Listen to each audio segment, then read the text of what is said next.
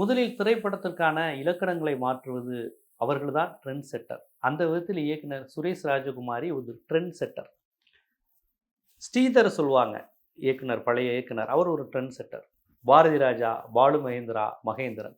ஒரு ஹீரோயிச பிம்பத்தை உடைச்சிட்டு கதையை நாயகனா வச்சிருப்பாங்க. கதை நாயகனா தான் இருப்பாங்க. கதாநாயகன் யாரும் கிடையாது. ஹீரோக்கள் கிடையாது. அந்த ட்ரெண்டை உருவாக்குனதுல பாரதி ராஜா, பாலு மகேந்திரா இவர்களுடைய பங்கு வந்து அதிகம் 70களின் தொடர்ச்சியில.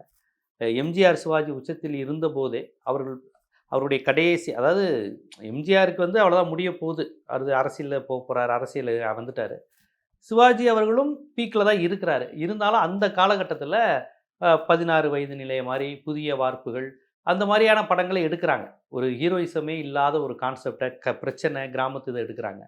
அடுத்து வந்து பார்த்தீங்கன்னா மணிரத்னம் போன்றவர்கள் ட்ரெண்ட் செட்டர் தான். ஆனால் அவங்க வந்து ஒரு யதார்த்தத்துக்கு புறம்பா ஒரு கற்பனையா ஒரு இல்லூஷன் வேர்ல்டை ஒரு பணக்கார உலகத்தை ஒரு நுகர்வு கலாச்சாரத்தை தூண்டுற மாதிரி ஒரு யூரோப்பியன் வெஸ்டர்ன் கல்ச்சர் அந்த இண்டஸ்ட்ரி அப்படி ஒரு இளைஞர்களை கவர்ற மாதிரி அப்படி ஒரு சக்கையா ரசிகர்களை உருவாக்கக்கூடிய வேலையை அந்த மணிரத்னம், சங்கர் இந்த மாதிரி கான்செப்ட் அவங்கள ஃபாலோ பண்ணி ஏஆர் முருகதாஸ் அப்படி ஒரு ட்ரெண்ட் வந்தது.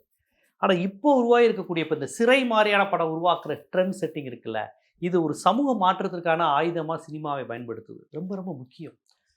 அதாவது 100 விழுக்காடு கமர்ஷியல் தன்மை இல்லாமல் ஆனால் படம் விறுவிறுப்பாக தான் இருக்குது. கமர்ஷியல் தன்மை இல்லைன்னு ஏதோ டாக்குமெண்ட்ரி எடுத்து வச்சுருக்காங்க போல், ஏதோ அட்வைஸ் பண்ணுவாங்க போல், மக்களுக்கு நல்ல இந்த கருத்து சொல்லுவாங்க போல் அப்படிக்கு மாதிரி நினச்சி பயப்பட வேணாம்.